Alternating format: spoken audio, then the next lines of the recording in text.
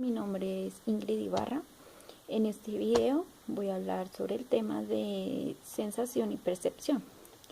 La sensación es el proceso en que el cuerpo convierte información recibida a través de los sentidos en información nerviosa. Este proceso se llama proceso de transducción y se da por medio de la estimulación de los receptores sensoriales, o sea, estos receptores sensoriales se encuentran en nuestros sentidos.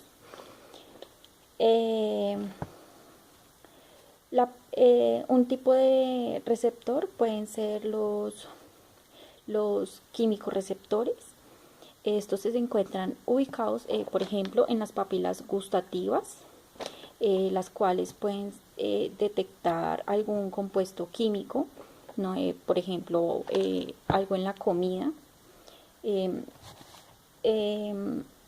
este proceso de sensación también se trata una especie de umbrales que según la ley de Max Weber, esta ley establece que el umbral diferencial es una proporción y no una constante. Entonces, estos umbrales se catalogan en dos medidas, por así decirlo: subumbrales o supraumbrales. Los subumbrales son, por ejemplo, medidas pequeñas que hacen la diferencia de una cosa a otra. O un ejemplo: si yo tengo una libra de arroz en una mano y tengo en otra una libra con 1 gramo de más, yo no voy a detectar la diferencia. Ese sería un subumbral, un umbral de diferencia muy pequeño, difícil de detectar. Posiblemente lo detecte, pero es muy difícil de detectar. En cambio, si yo tengo en una mano 2 libras de arroz y en la otra 1 libra de arroz, pues obviamente voy a detectar la diferencia, porque el umbral de diferencia va a ser mucho mayor. Esto sería un supraumbral. A continuación sigue la memoria selectiva. La memoria selectiva es lo que memorizamos a primera vista, ¿sí? Ya la atención selectiva, qué pena. La atención selectiva es lo que memorizamos a primera vista.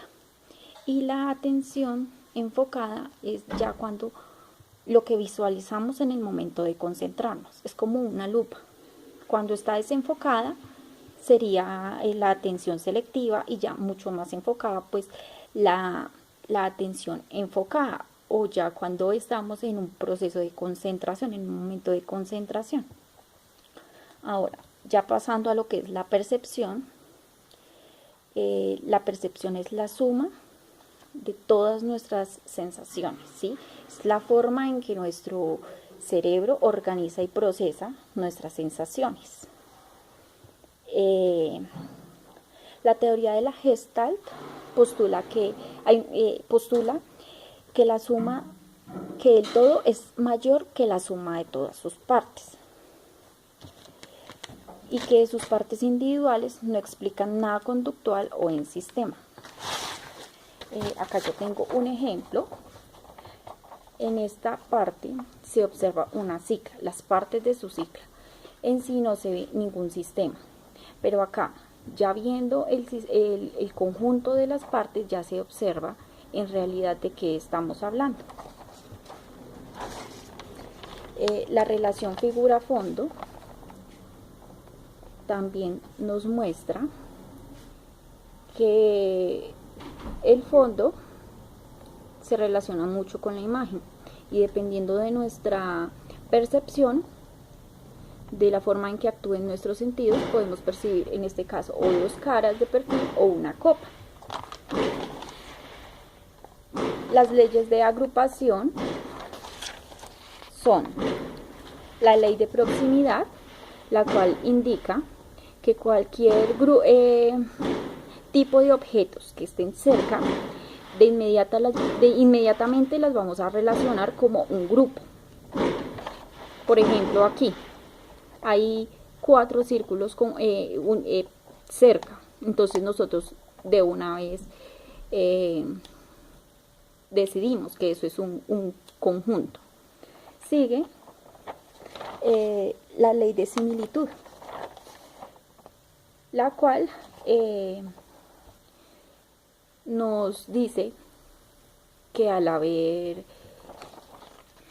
o sea, esta tendencia perfectiva es la tendencia perfectiva de agrupar objetos similares en apariencias.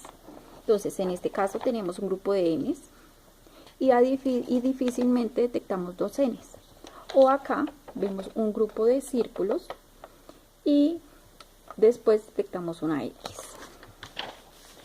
Sigue la ley de las regiones comunes o de movimiento común, que dice que cuando vemos que algo se mueve con un mismo sentido de dirección tendemos a verlo como una sola cosa. A ver si puedo explicar de mejor manera. Así funciona. Acá lo vemos como unidad, ¿sí? Por la dirección en que se mueven las figuras. Luego vemos la ley de la buena continuidad, en la cual percibimos objetos perfectamente elaborados, ¿sí? Nuestra visión nos da a entender esto, pero este triángulo realmente está conformado por 2 ángulos rectos, lo cual es imposible, con los cuales es imposible formar un triángulo. Como podemos ver acá, hay 2 ángulos rectos y 2 ángulos rectos nos conforman lo que es un cuadro. Entonces acá en este caso nuestros sentidos nos engañan, o sea, a vista percibimos que hay un triángulo, pero esta figura es imposible que sea sólida, por lo mismo que acabé de explicar, existen 2 ángulos de 90 grados. La ley de cierre es la tendencia de unir o prolongar líneas o imaginarlas. En este caso hay 2 círculos, pues con semicírculos por así decirlo, los cuales con sus bordes forman imaginariamente un triángulo. Nosotros tendemos a cerrar este triángulo. Esta es la ley de cierre, o sea, en esta ley nosotros a veces generamos como líneas fantasmas. La ley de la simplicidad, la cual nos plantea que unos simples puntos nos pueden dar a entender una forma pues simple pero ya conformada. En este caso estos 4 puntos nos pueden dar a entender la figura de un cuadro. Luego siguen las constancias perceptuales. Constancia de tamaño. Entonces sabemos que estos 3 jarrones son iguales, siendo una imagen real serían iguales, pero al estar en diferente distancia las vemos de diferente tamaño, aunque nuestra conciencia nos tiene bien claro que son de igual tamaño, nuestra vista nos engaña. La constancia de forma. Entonces, acá vemos una taza vista desde la parte superior, pero si la vemos desde su parte frontal, por así decirlo, vemos en la parte superior un óvalo. Aunque vemos un óvalo, sabemos que en realidad la taza es redonda. En cuestión a las ilusiones de tamaño. En este caso se presentan 3 personas de la misma estatura, pero por la ubicación de estas líneas, de este punto de fuga, la persona del fondo se ve mucho más grande. Por eso se llama ilusión de tamaño. Ilusiones de área y forma. Acá vemos 2 triángulos.